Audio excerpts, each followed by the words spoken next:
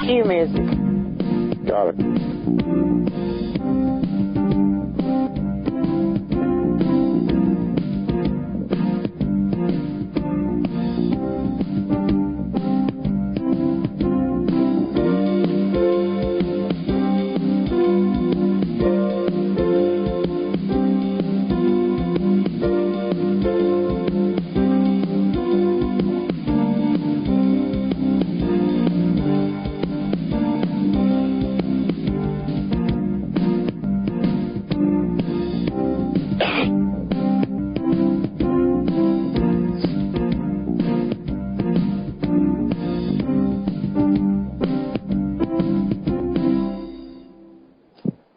UFO Paranormal Radio Network and its affiliated stations present a remembrance of Orson Welles and the Mercury Theater on the Air in The War of the Worlds by H.G. Wells, brought to you by Angela Joyner and the Joyner Report.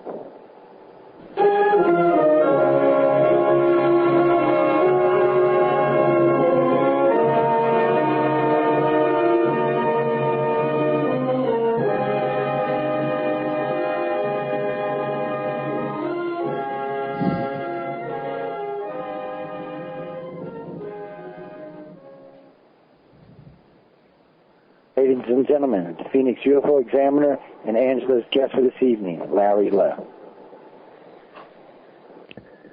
We know now that in the early years of the 20th century, American society was being entertained by creative genius greater than anyone could imagine and as flawed as a human being could be. We know now that as human beings engaged in the weekly practice of gathering around a looming piece of glowing furniture that contained the radio receiver and made their decisions about what to listen on any given evening, that those decisions were scrutinized and studied, perhaps almost as narrowly as a man with a microscope might scrutinize the Brownian motion of the tiny creatures that swam and multiply in a drop of water. With infinite complacence, people enjoyed the magic of a distant voice creeping into the sanctity of their living rooms, serene in the assurance of the conception of the reality of their daily lives, by which chance or design they had come to enact in person, out of the dark mystery of time and space.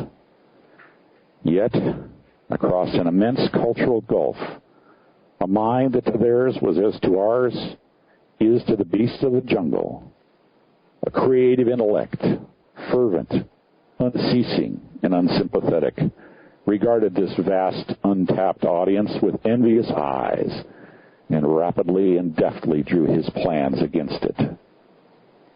Radio was to that bygone day what the television would become, and what the web browser is rapidly becoming, the ephemeral medium that connects us all into a vast network of common understanding. It was, until that moment, a trusted medium.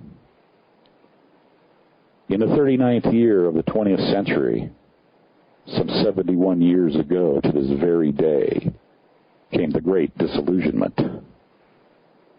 In less time than it will take to explain the story to you tonight, over the same airwaves that hummed with a carefully composed construction of media ambiguity, the distinction between news and entertainment was ruthlessly blurred, and a simple parlor trick, a bit of theatrical deceit, conducted with the certitude of creative youth, unwittingly set in motion a chain of events that would haunt a society for the better part of a century, and which has trapped the unconscious mind of the American civilization in a pit of subconscious cognitive dissonance. Larry, what are you talking about? Orson Welles did a radio show. Why are you setting it up as a boogeyman for our psyche? It's simple, Angela. Orson Welles scared hell out of the radio listening audience the night before Halloween, 1938. Or so the newspapers told us the next morning. He did so by artfully staging the illusion in people's minds that an alien invasion was taking place, using nothing but broadcast radio waves. Had he done exactly the same thing with a ghost story, it might not have made any difference. But to this day, the rationale exists to avoid informing the public that advanced non-human beings live among us, operate in our biosphere, and possess absurdly advanced technology based on one simple piece of reasoning. We can't tell the American public because they will panic.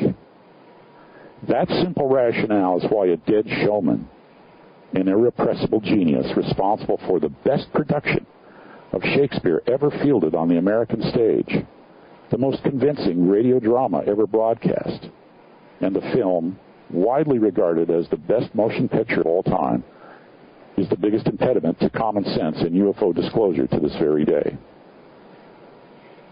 Okay, well, so why was this such a big deal anyway? Didn't people get it? It was just a radio show? I mean, come on. Well, to understand what happened, you would need to know how it went down that night. And to understand how that could happen, you need to understand who Orson Welles was. He was brilliant from childhood. He was told that by his parents. His mother died when he was, I think, 15. His father died soon after. He grew up then a single child. He was massively talented. And he gained, from early on, a tremendous ego that he had the certitude that he knew what he was doing. The director, Peter Bogdanovich, once said of Welles that he broke every rule worth breaking. He showed up in New York totally unknown and became massively popular on the basis of the Mercury Theater production of what was called Voodoo Hamlet. He staged Shakespeare in Harlem at the height of the Depression, using primarily actors with little or no prior experience. He followed that up with Julius Caesar, done in the style of the Nazi Nuremberg celebrations. That particular stage play, crafted by a barely 22-year-old Orson Welles, is widely regarded by many as the best production of Shakespeare ever done on the American stage. Nothing was sacred to Orson Welles. He became in such great demand that a fine radio voice and his proclivity to enunciate with unstudied eloquence, that he soon had more radio bookings than he could handle. Welles realized that there was no law saying you actually had to be sick to ride in an ambulance. So Orson hired an ambulance to take him, siren wailing and lights flashing at breakneck speed through red lights and around waiting traffic, from one radio station to the next as he worked his way through the broadcast day. Orson Welles was as big a celebrity as could be imagined, and he was a law unto himself. Now, the next thing you need to know is the situation at the time. Welles' small, little upstart radio show, an audio-only version of his Mercury Theater troupe, was scheduled to be opposite the monster hit Chase and Sanborn Hour with Don Amici, hosting such major acts as Edgar Bergen and Charlie McCarthy, the smart Alec Wood and Mannequin. Welles knew three things.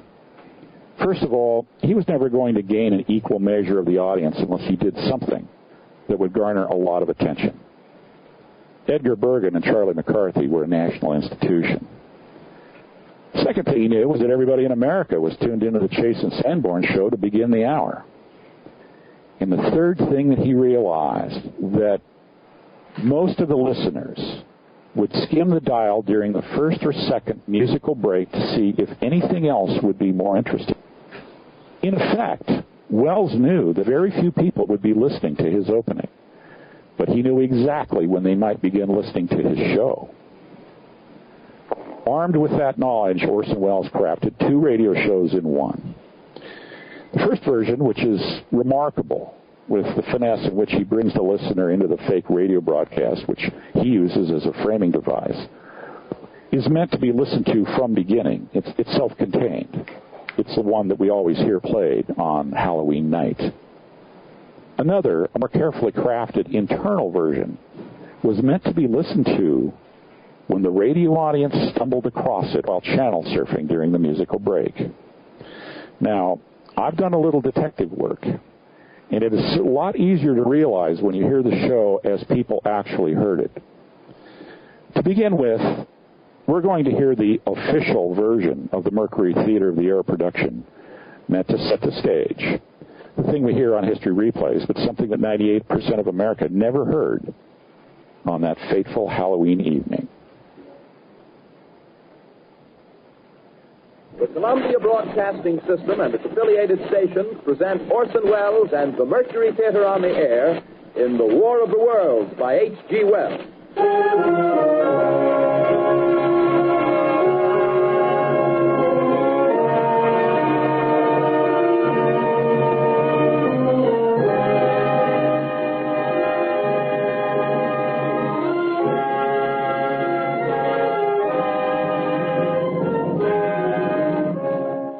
Ladies and gentlemen, the director of the Mercury Theater and star of these broadcasts, Orson Welles.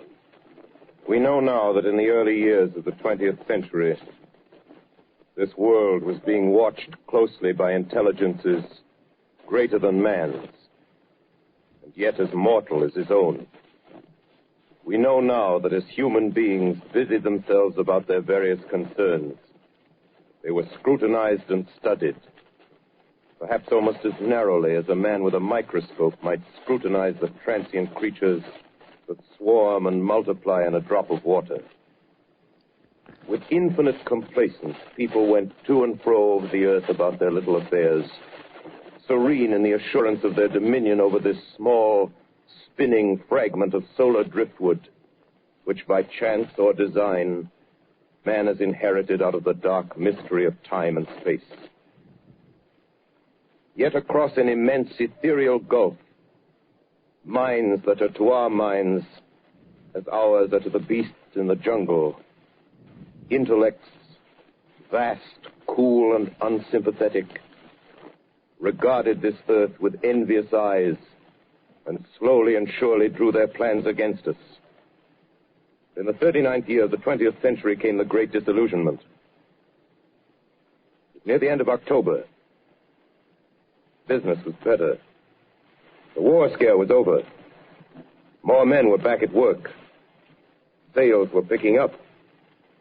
On this particular evening, October 30th, the Crosley service estimated that 32 million people were listening in on radios. For the next 24 hours, not much change in temperature.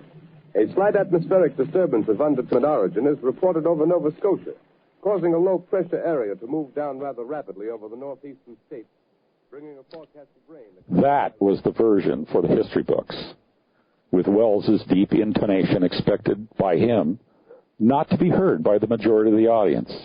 The explanation that this is a radio play was lost to history. Now, I put the two radio shows into an editor, and I've got them playing side by side, just as they did in 1938. We will begin with the opening of the Chase and Sanborn show, and as the first musical interlude arrives, I'll replicate the process of changing channels, just as the restless listeners of 1938 tended to do. Listen for the channel change 10 seconds after the first song starts. This is what was coming out of America's living room radios, while Orson Welles was setting the stage to a house full of empty seats. What you are about to hear is the opening of the Chase and Sanborn show with a station change after the music is introduced. By then, Welles had already made his transition, and the newly arrived listener was unknowingly already inside the drama.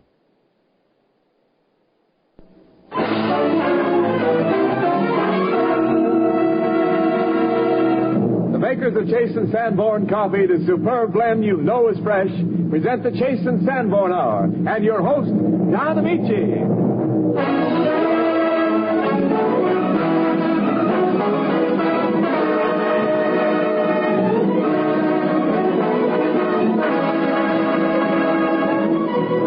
This is Don Amici, rounding up the Chase and Sanborn gang and greeting you for all of them. A hearty hello from Nelson Eddy, Dorothy Lamour, Edgar Bergen and Charlie McCarthy, Robert Arm Brewster, and Judy Canova with Annie and Zeke.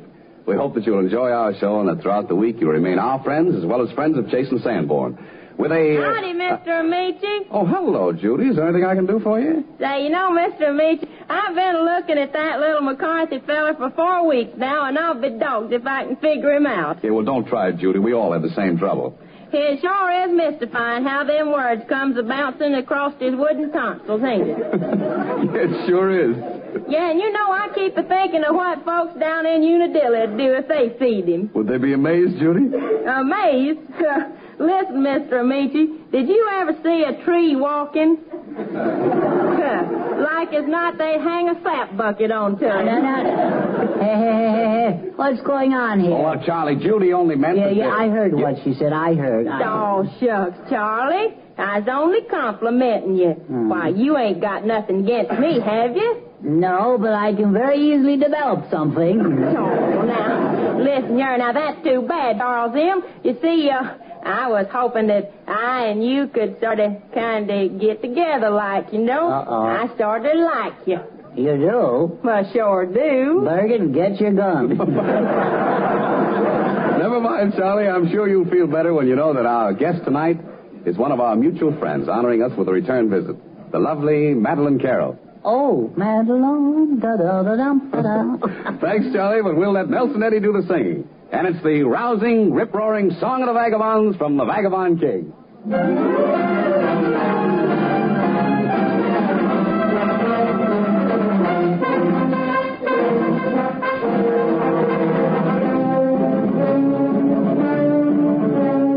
on, you beggars of Paris town, you lazy rabble of floating free. Maximum temperature 66, minimum 48. This weather report comes to you from the Government Weather Bureau. We take you now to the Meridian Room in the Hotel Park Plaza in downtown New York, where you will be entertained by the music of Raymond Raquello and his orchestra.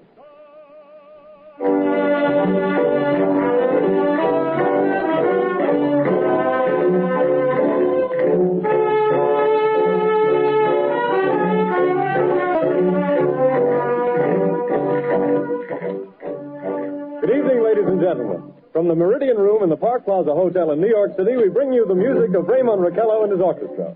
With a touch of the Spanish, Raymond Raquello leads off with La Capacita.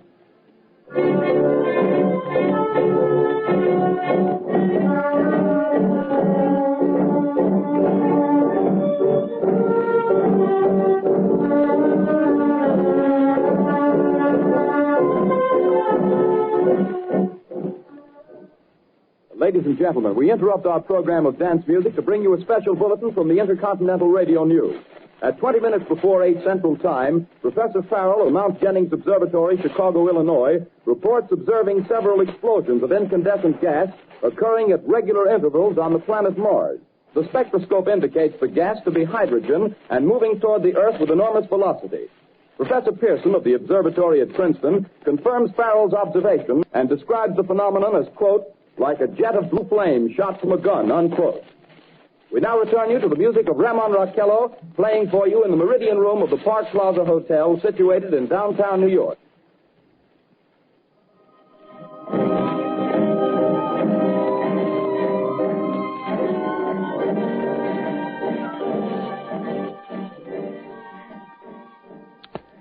And at this point, the audience would typically go back to Chase and Sanborn if they'd even left in the first place. Wells set the stage for what was going to happen later on with an interruption of really no major consequence. It only served to make the music of Raymond Raquello seem more real. He saved his best piece for when the entire Bergen-McCarthy act was finished. That was the prime time. That was when most of America began channel surfing. It was at this much more likely transition point at the beginning of the second song where Wells unleashed his Martians, burned down an encampment, and declared martial law. Anyone hearing this, having been snagged after listening to Bergen and McCarthy and not hearing the introduction that is so familiar now, could not help but believe that something terrible was happening in New Jersey. For the first time in over 70 years, listen to the introduction of the War of the Worlds as it was originally broadcast in living rooms across America. We begin 12 minutes and 21 seconds into the hour as poor befuddled Edgar Bergen tries to tell a Halloween story to Charlie McCarthy. Bergen is made the fool by his mannequin, and then we hear a song. And 10 seconds is the time it would take for someone to walk across the living room and change the channel. It's at that point when the listening public got their first taste of Orson Welles' War, which by then seemed already in progress. Now, where was I? You're right here. Yes,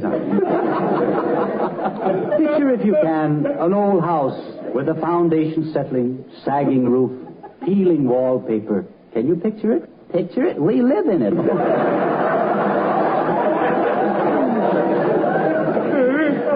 In this house, there had formerly lived an old miser. Of course, you know what a miser is? Oh, sure.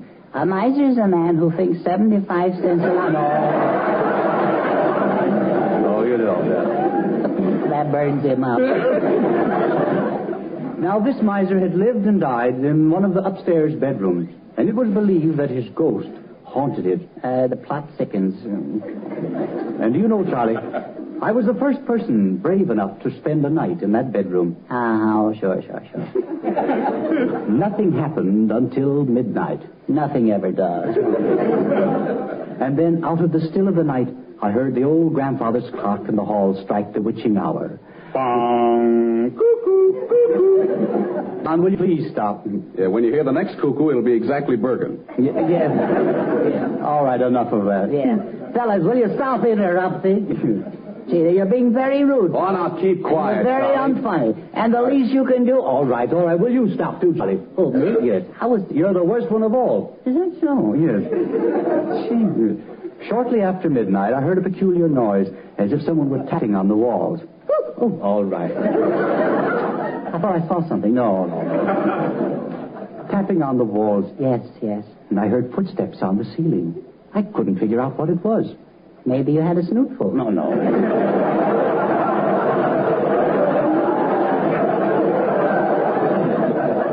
I was only trying to help. Well, please don't. All right. No. Then suddenly, the steps got closer and closer. And then, without warning, a horrible figure pounced upon me. Something tugged at my memory. Where had I seen that ghostly face before? In a mirror? No.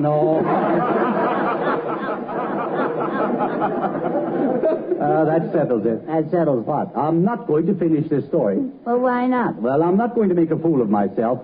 Oh, I don't know. Yes, you're right. I have made a fool of myself. Well, it certainly took you long enough to get wise.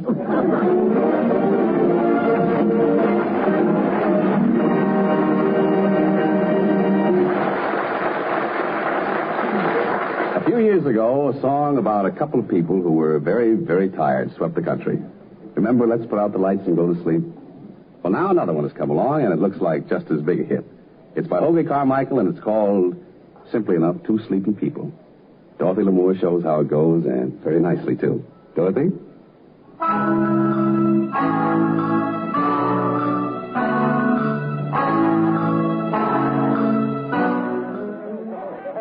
Thing I've ever witnessed. Wait a minute.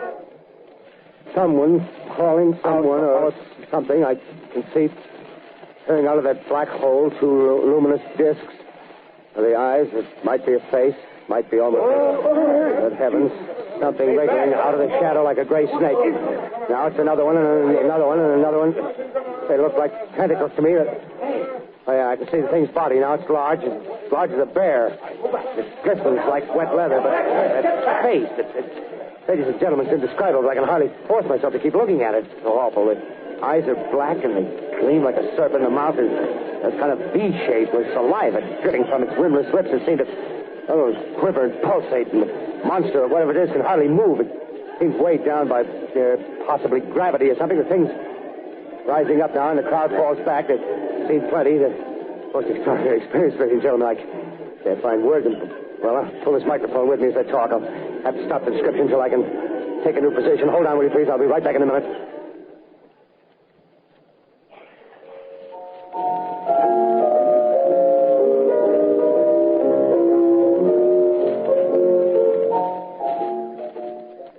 We are bringing you an eyewitness account of what's happening on the Wilmuth Farm, Grover's Mill, New Jersey.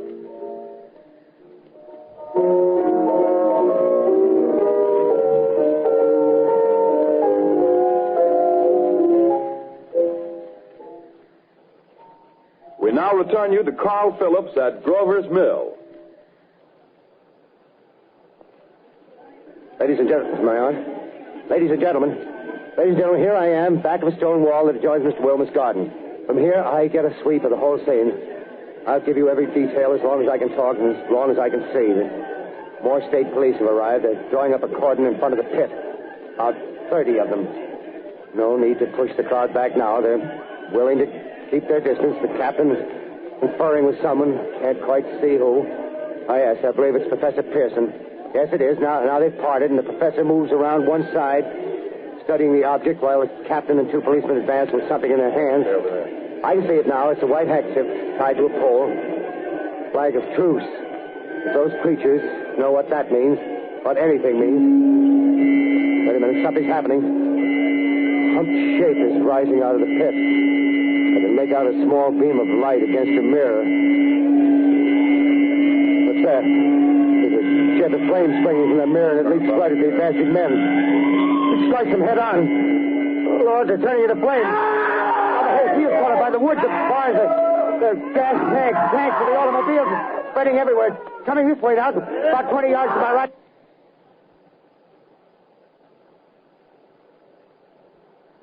Ladies and gentlemen, due to circumstances beyond our control, we are unable to continue the broadcast from Grover's Mill. Evidently, there's some difficulty with our field transmission. However, we will return to that point at the earliest opportunity. In the meantime, we have a late bulletin from San Diego, California. Professor Indelkoffer, speaking at a dinner of the California Astronomical Society, expressed the opinion that the explosions on Mars are undoubtedly nothing more than severe volcanic disturbances on the surface of the planet. We continue now with our piano interlude.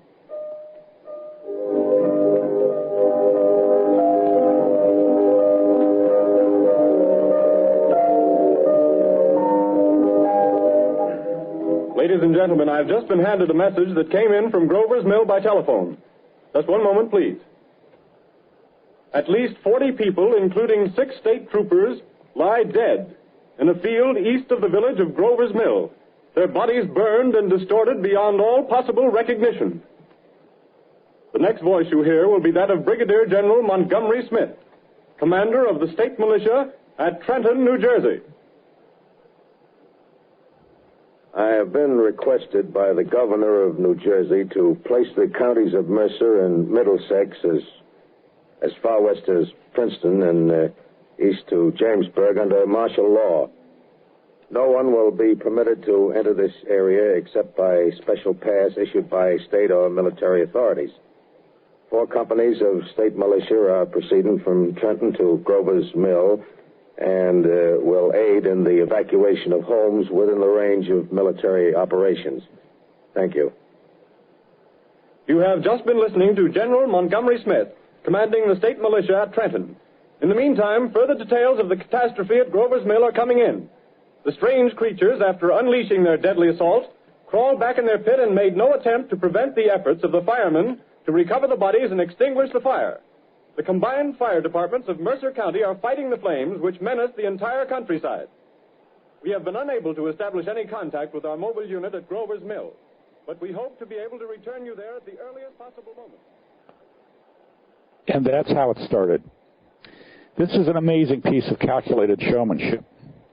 The transition from the harmless reality of Edgar Bergen to the terrifying fiction at Grover's Mill is seamless, because Wells cuts back to the fake studio just often enough to make everybody believe that what they're listening on another radio station is real. When the CBS switchboards lit up and the producer of the program came in to tell him to make an announcement amid the show, Wells refused, knowing that he'd get better ratings if the show impressed more people. He later said that he had no idea the country was scared, but that was a lie. He had kept the show in character as long as possible, and he claimed, rather disingenuously, that The War of the Worlds has no further significance as the holiday offering it was intended to be. The Mercury Theater's own radio version of dressing up in a sheet and jumping out of a bush and saying boo. But it wasn't going to be that easy. At the time, the newspapers resented the upstart radio, and the next day the newspapers printed exaggerated stories. And there was plenty of actual stories to go on. By strange coincidence, there was an explosion at a power plant outside a city in Portland, and all the lights went out, along with all the power, right in the middle of the show.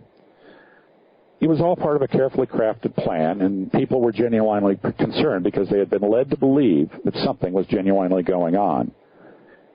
But that show had an unanticipated effect. Orson Welles had unwittingly planted a ticking time bomb into the conscious mind of the body politic. A world war came and went, and a decade later, a systematic reconnaissance of the most powerful of the victors, the United States of America, was conducted during the spring of 1947 by a number of silver disc-shaped objects of unknown origin that exhibited performance characteristics beyond that of anything known to man at the time.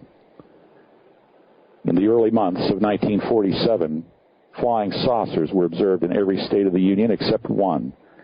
They were seen over power generation facilities, military bases, and areas of strategic interest to anyone wanting to know what humanity was capable of.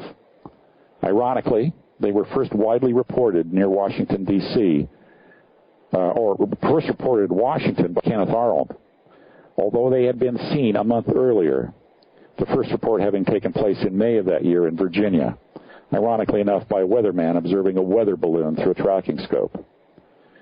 The craft spent some time near Seattle, home of Boeing aircraft who had built the B-29, and were observed later on in June going down the west coast at Muroc Army Air Base, which is now Edwards. And on the 2nd of July, one of them was photographed right here in Phoenix by Mr. Rhodes. The photograph is now famous. 2 days later, the reconnaissance effort arrived over the most sensitive installation in the United States, the Roswell Army Airfield. 2 of them fell out of the sky. It cannot have been, if you look at the reports in a larger historical context, an accident. Within 24 hours, according to Whitley Strieber, who ought to know, everyone from Truman on down to the on-scene guys knew that they were dealing something not human, using very advanced technology. And faced with the decision to follow up on the initial report that the Army had captured a flying disc, they made a fateful decision to take the whole issue secret. Chances are it was instinctive military Cold War paranoia that triggered that decision. But to this day, the rationale exists to avoid informing the public that advanced non-human beings live among us, operate in our biosphere, and possess technology based on one simple piece of reasoning. If Orson Welles can incite panic and pandemonium with nothing more than a radio broadcast, what will happen if someone in authority discloses to the American populations that UFOs are now officially real and that non-human intelligent life forms are visiting, likely operating on our Earth? That leaves us, the American people, in a state of denial and confusion. And it makes disclosure very difficult. Well, disclosure as a society? It's very difficult for our society to wrestle with this problem, although there seems to be a lot of indications that we're trying to. But it also is a matter of individuals. The individual who has that understanding of the story that Uncle Fred told about the time he saw the glowing light and had the missing time knows somewhere in the bottom of his mind that there's something out there. He also knows that it's the official truth that they're not. And that dissonance makes it very difficult for rational conversation and communication to take place on this issue. Well, you know, Larry, we hear a lot of talk about disclosure. Recently, you know, we've heard Steve Bassett, Stephen Greer, Michael Salla, you know, talking about disclosure has to happen and it's going to be soon. So what do you think? Is it imminent? A significant number of researchers seem to think that. And everybody that I talk to who doesn't read that literature says it's basically impossible. The newly appointed president, reelected president, is in the middle of a battle for the very credibility of his way of thinking. He's got a war he's trying to stop, and he's trying to do that by sending more troops to. There's a huge battle over health care. The economy's in a depression. The list of things that are wrong, that need attention, is long. And the discord in Washington seems to be strongly split along bipartisan lines. I don't know of anybody outside the UFO community who thinks that disclosure is a concept that they can relate to, much less that the President of the United States is going to try. Well, like you said, the President's got a lot on his plate right now. And it does seem that he maybe could do something with disclosure if he didn't have all of these other things going on. But, you know, a lot of people think the President isn't privy to this information. So if he were informed, could he really change reality with the stroke of a pen? Well, you know, Stephen Greer would have that be the case, that by signing a proclamation, the President, the POTUS, he likes to refer to him, would somehow change the reality in people's minds. But the psychology of that is a lot more complicated because we live in a situation where Freud talks about the unconscious being a carefully balanced condition where you believe and don't believe at the same time. And down below our conscious reality, we can consider a lot of information, both plus and minus. But what filters up through the structures of the midbrain to result in what we perceive as consciousness is tempered by a set of understandings that's unique to every individual. Well, the ideas that come up have to end up fitting within what's comfortable. And for a lot of people, they're not even prepared to think about the idea that the aliens exist or that they might be here. And Barack Obama writing a proclamation and simply stating that they are is going to be perceived as a shock. And we actually run the risk of some people going farther back in denial. I don't think it's that easy. I think there's other ways that have to be accomplished. Well, that's interesting. I don't know. I kind of have mixed feelings about all of it, but how can disclosure happen? Well, it's hard to say. My personal belief is that all paradigm shift is personal. The unconscious sorting out of things and the changing of the filters in the midbrain to make it acceptable for these ideas to arrive have to occur inside the minds of every individual. And how can you do that? Society was once defined as the people that you know reasonably well. The new paradigm of, the new mechanism, I should say, of social networking, which we see on Facebook and other areas where you've got trusted friends and people that you communicate with and you share information. There's a very broad-based, widely spread dissemination of information that goes sideways rather than top-down. And to some degree, that's more understood, more accepted. I think we need social networking to step up and address this issue and get people, this is the hard part, to read the right good books. You and I talked about this earlier, and that is that even for journalists, it's a very difficult thing because there isn't a body of knowledge that we can trust. The other thing we need is open conversation amongst people, and we need good media. Well, I have an idea of what I think good media is, but I want to hear your opinion. What do you think good media is? Well, I think unquestionably the best thing we've seen recently is James Fox's movie, I Know What I Saw, which can be characterized as his earlier film, Out of the Blue, on steroids. Not so much for the details he brings forward, although James is careful to bring the most credible information in the best cases and the best evidence forward, but it's the tone of his presentation, his ability to say simply and clearly, this is what's going on. Now, the first 5 or 6 minutes of his piece discussing the Phoenix Lights alone, where Sue Watson utters the phrase, I know what I saw. and it wasn't from around here. And you can't tell me that it was A-10s. And why do you lie to me with the idea that you get away with that? Why don't we get together and try and all figure it out? That's the most poignant and valuable piece of media that we've seen. And I think there's other efforts like that that are coming along.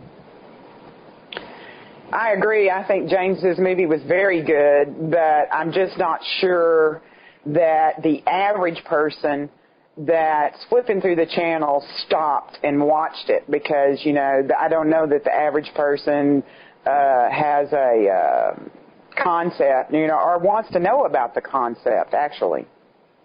Well, that's a very good point. I had the privilege of seeing the film in total, overlaid by the History Channel, and it's a completely different experience when you take his whole work. At Evolver Phoenix, we're working on a film distribution program where 5, 10, 15, 20, 30 people can get together and get a private screening of films like this, films like Daniel Pace's magnificent work, The Appearance of a Man. And if these films are seen in small numbers and the discussion can happen, there's a psychological shock absorber where people talking with their peer group, talking with their society, talking with the people they know and respect, can examine and explore these ideas given sensible information like Fox is putting out. I think there is a way that society can teach itself what Obama cannot disclose. Well, that's a good, I like how you're thinking there. I don't know if we'll ever see some sort of formal disclosure unless the aliens do it themselves. But in the meantime, are you doing anything in particular to bring about disclosure? Well, I and a lot of other people are trying the very best they can who've read the literature, who spent their time in this field. And you're doing, what you can, even though you've relatively new to it all. Having a television or a radio show like this, discussing why Wells did what he did, how he fooled everybody. We didn't even get into the fact that the Robertson panel in 1952 made a decision that the UFO subject had to be ridiculed, and the CIA ended up funding the formation of the National Enquirer. So I'm speaking out on shows like this. I appreciate very much the invitation. I'm writing as best I can at the Phoenix Examiner as thoughtfully as possible. I filmed a show that will be out later this year, towards the end of the year, on the National Geographic Channel, looking into all of this. And I'm encouraging everybody to all collectively try to take one step forward from wherever they happen to be at. Well, I'm excited about this show that you've done with National Geographic. I want the listeners to be sure and take note that that's supposed to be out before the end of the year. So, be scanning your TV guides for that. Is there anything that you can tell us about it? About the show? I really can't speak much about it for a lot of very good reasons. I'm not just being coy. The piece will speak for itself very well. That's the whole point to that kind of craftsmanship. I can say that it does something I think very valid, and that is the last piece of widespread media coverage of this whole issue was done in 1952 in April, when then the icon of publishing, Life magazine, published an article that the Air Force actually had helped them put together over a year, and they came down to 4 conclusions. And the very last conclusion they came to is that of all of these reports, there is no known propulsion unit that allows for the kind of performance that the witness reports present to us. And it's to the great good credit of the producer of this particular piece that that's exactly where he starts.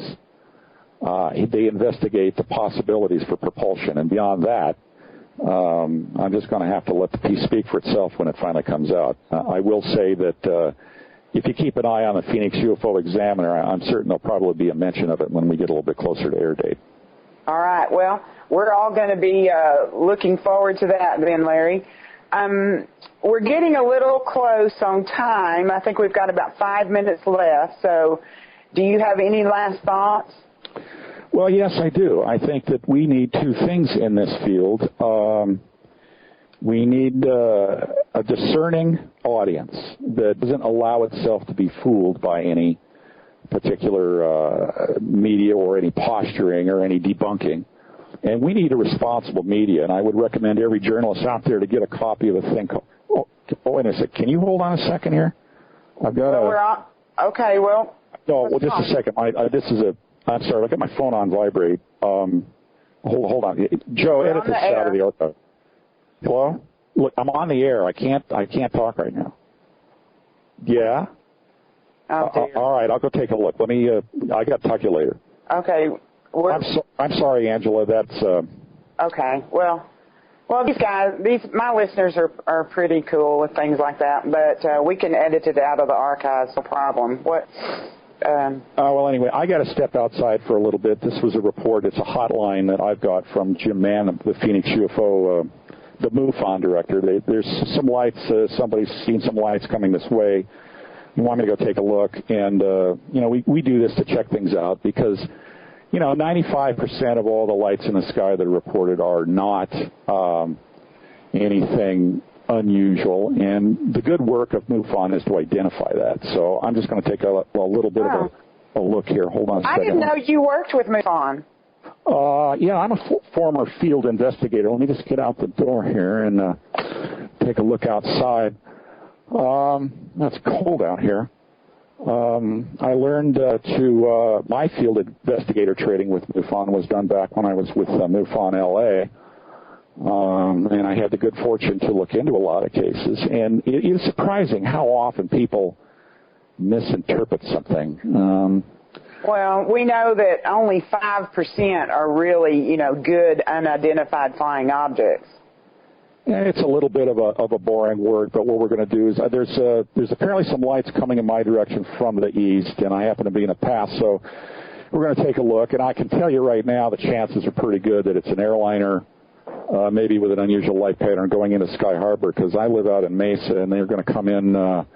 They usually come in on a pattern towards the airport. But yes, I think it's very important to go ahead and identify. We had a big issue with a balloon out here recently that MUFON very properly identified not a weather balloon. It was a gamma ray observatory research balloon. Now, 120,000 feet, and it was backlit by the sun. And the MUFON reported that properly. Okay, I think I see what they're talking about at this point. There is some lights headed this way. Is it an airplane? Well, it's too far away to tell. We haven't heard any noise yet. I don't know. What I'm seeing, actually, though, is at this point 3 lights in a row, and I would suspect this is going to end up being a formation, probably of helicopters. If you've seen those big lights that the police department has, God, they can light up the area. Yeah, a lot of times we have some people around here that are fooled by the flares being dropped by F-16s. Oh man, I'll tell you that you say flares in Phoenix, and that's a dirty word, isn't it? You can start a range war with that. I actually went out and photographed some flares dropped at the Barry Goldwater range a little while ago, and those will be in the column. It was very interesting. This is unusual. There actually are. I can see 5 lights, and they're flying in a V formation, which would be pretty reasonable. They're kind of wide apart, though. And they're drifting this way. Can you hear anything? Let's just educate the audience. If you ever see a UFO report and you're at night and you start to have to try to think, first thing I'm going to do is the North Star is 7 lengths away from the end of the Big Dipper, and I happen to know where it is. And so I'm facing that. And I'm going to turn here 90 degrees to my right to the east. I'm a little bit southwest of the intersection of Stapley and University. And these lights are coming to that location from about I'm going to say 55 degrees from north, so that's helpful. They're not very high, and they're taking up about, 30%, 30 degrees angular distance. As this formation gets closer, I would expect it to... Do you hear anything? No, Angela, I don't hear anything. And by now I should have heard something. Any dogs barking? There's nothing going on now. It's gotten very, very quiet, and this would appear to be a genuine sighting. And no way. And there is I'm not kidding you. There is a very large structured object has just floated to a halt right over my head. I'm looking up into that liquid light that Tim Lee and the others were looking at. It's hovering? I can feel it's doing something. This isn't propelled by anything we know of. I've never seen anything like this in my entire life. How big is it? It goes all the way out from where I'm in the backyard here in either direction. I can't tell you how big this thing is. No way. Come on. No, I'm not kidding you. This thing is right here over me. Now there's a light has come on the left between the one in the leading edge and down on this, and it seems like it's a blue light, and it seems to be glowing, and it has come down now to the ground where I'm at. Be careful. And, careful. What am I going to do? I am. This light has evoked. It's completely around me now, and I've got this feeling of electricity. Larry. Stop. No way. Larry? Larry, are you there? Do we lose him? Joe? Do we lose him? Hey. Do we? Larry? Oh, my gosh. Larry? Well, maybe his cell phone just cut off or something. Well, I know we're getting close. We'll have to call him, guys. Larry might be getting... Can you tell if he's still on the line, Joe? I don't see him. I don't see nothing. You're kidding. I don't see nothing. I think something got him. It ain't showing nothing on our end, and everything's working. This can't be. No, this cannot be. Everything seems to be working good. Okay, Joe, this isn't funny. So what is going on, you think? Hopefully nothing's going on that I think of. Lord. Hey, guys, anybody out in the Arizona area want to go take a ride out by Larry's and see what's going on? I don't even have another number. I don't have another number to call or anything. I don't know even somebody that lives by him. Never mind. We better not send nobody out there in case someone got us, but we don't want to get nobody else. Guys, I don't know. No way. What can we say? Well, what we can say is trick or treat from the Joyner Report. Happy Halloween. Oh, Lord. The crazies are loose tonight. The crazies are loose tonight. That's true. Okay. Well, so that was fun. So, I think we all learned something, about this, about Orson Welles and how people can be absolutely fooled. We probably didn't do it as well as Orson Welles, but we had a good time, and we hope that you had a good time. And we'll see you next week, next Friday night on the Joyner Report. Good night. Good night, everybody. The very word secrecy is repugnant in a free and open society. And we are, as a people, inherently and historically opposed to secret societies, to secret oaths, and to secret proceedings.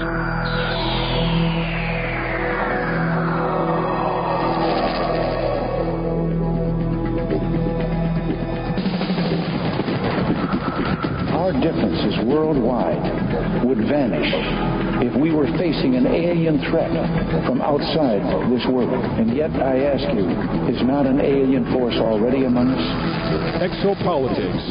paranormal phenomena, and deep analysis of current world events. From somewhere in the desert, between Area 51 and Roswell, blasting across the planet, the Manticore Network proudly presents Veritas, because the truth will set you free.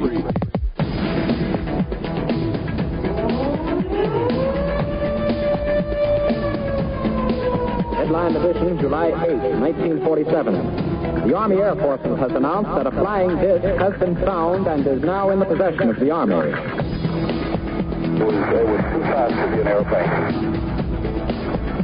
I think it's time to open the books on the question of government investigations of UFOs. We ought to do it really because it's right.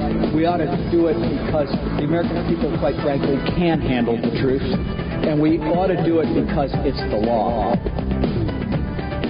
Be skeptical. You be as skeptical as you want, but by all, don't close your mind.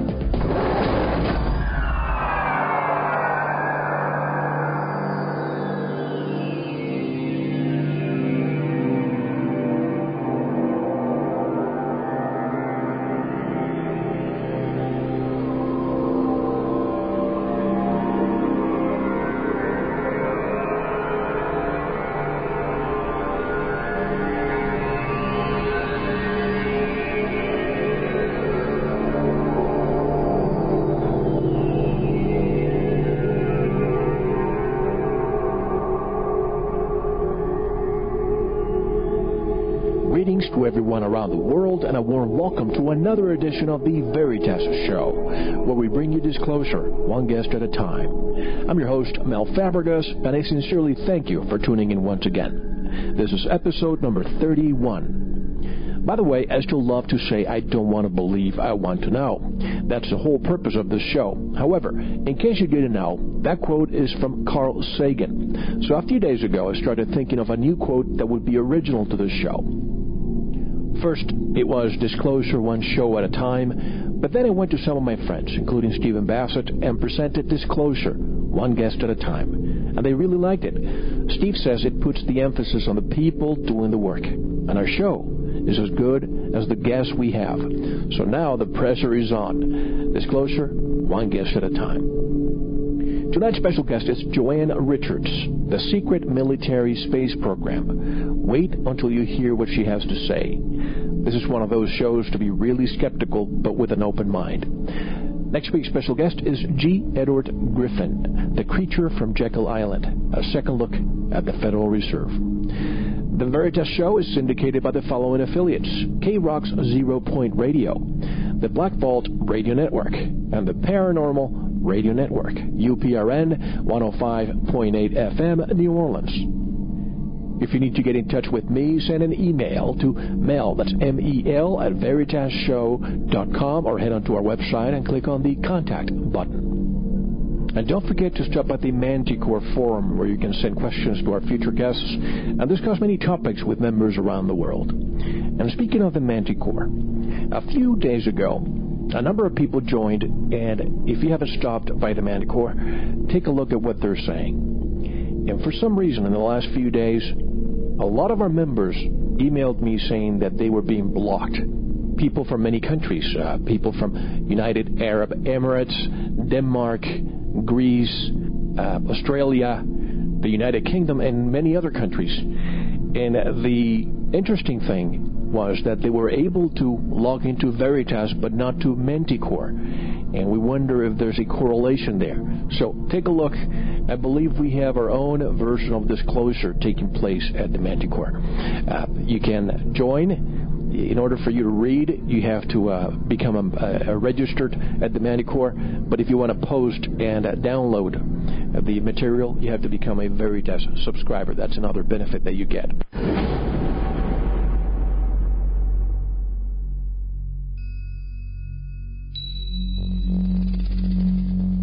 And here's a preview of our upcoming show with G. Edward Griffin, the creature of Jekyll Island. A second look at the Federal Reserve. But we're dealing with what I proposed in my book was a corruption of what the monetary system should be. I looked at it as a huge mistake.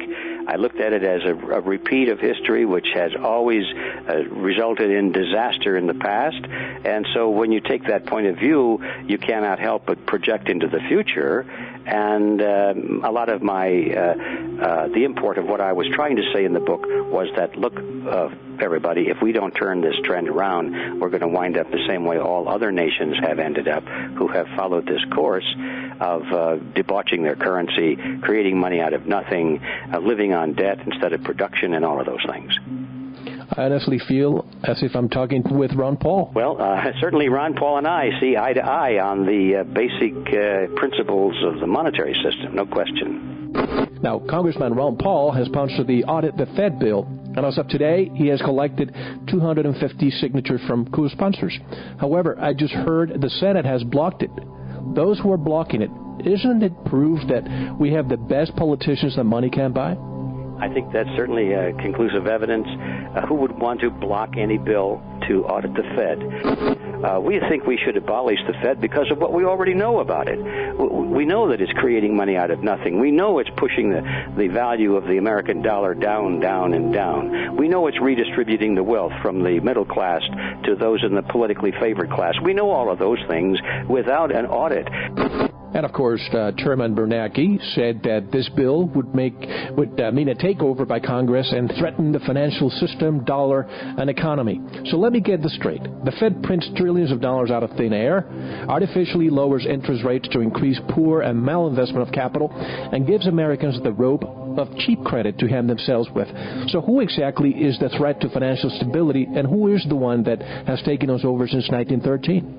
Well, that's a very good question, Mel. Just to ask the question is to answer it that Bernanke is resorting to rhetoric, and there's no substance to what he's saying, unless what he's saying is that he doesn't want Congress or anybody else, the public, to be thinking about what they're doing.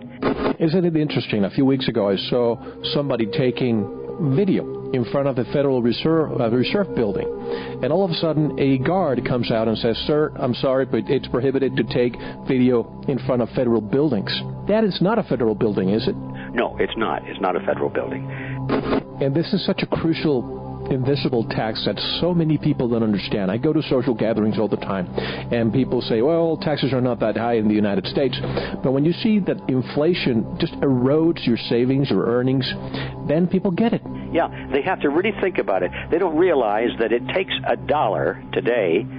Well, I shouldn't call it $1. It takes one Federal Reserve note, they call it $1, to purchase what could have been purchased for 3 cents back in 1913. In other words, 97% of our money, our savings, everything invested in, denominated in terms of dollars, 97% of that has been stolen from the American people, and they don't even know it. Wasn't it ironic to see President George W. Bush speak in front of the Israeli Knesset when his own grandfather, Prescott Bush, funded Hitler and the Nazi machine for almost 20 years? Here's a prime example of someone dealing with both sides of war. Well, yes, certainly. And, of course, I don't think we should blame George Bush for his grandfather, but nevertheless, it is ironic. Certainly, Bush Jr. has never repudiated his grandfather's work, so I guess we have to assume that he's quite proud of it. I had a guest a few weeks ago who said that the devil has higher approval rating than our Congress. The devil? Well, what's the difference? I don't understand. When you wrote your book, our deficits were high, but I bet you may not have speculated they would be as high as they are today. I always say that slavery was not really abolished. It was transformed into the 9-to-5 matrix. With the never-ending deficits, how can we really go back to sound fiscal monetary policy short of abolishing the Federal Reserve? No, we must abolish the Federal Reserve. That has to be done if we're ever going to get back to fiscal monetary policy. 49 soldiers. Thanks to surgery at the hospital procedure. And it's been a long time since I read you some headlines from our blog. This one comes from our friends Carrie Cassidy and Bill Ryan from Project Camelot. Mandatory H1N1 vaccinations declared in Norway.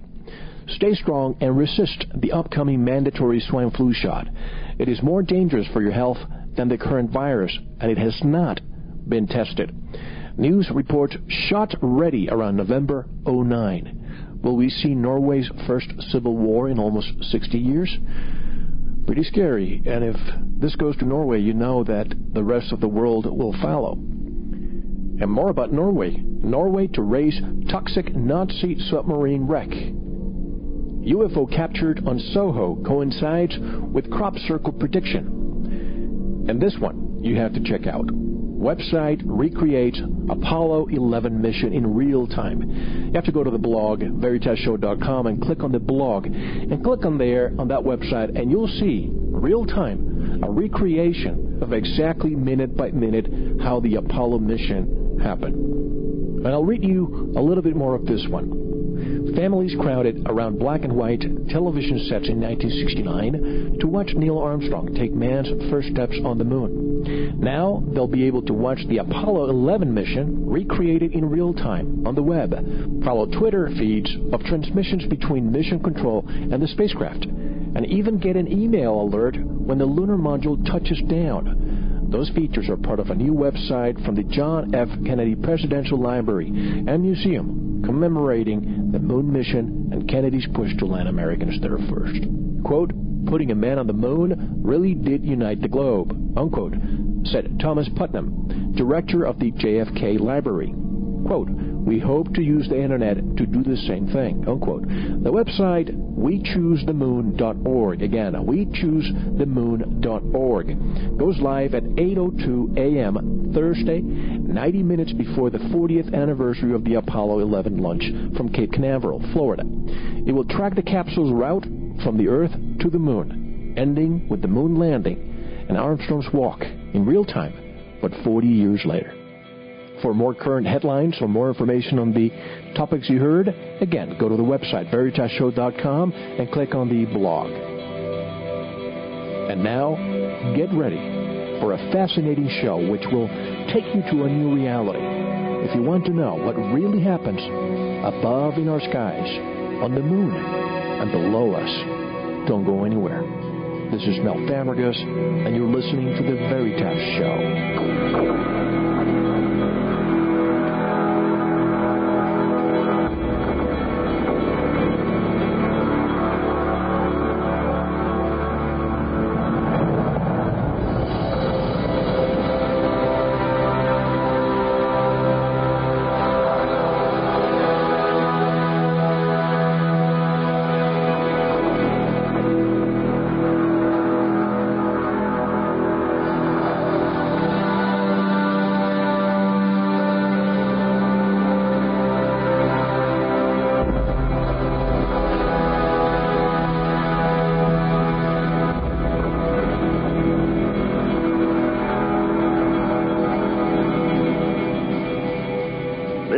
Edward Griffin, and you're listening to The Veritas Show. Joanne Richards is the Executive Director of educational nonprofit Earth Defense Headquarters.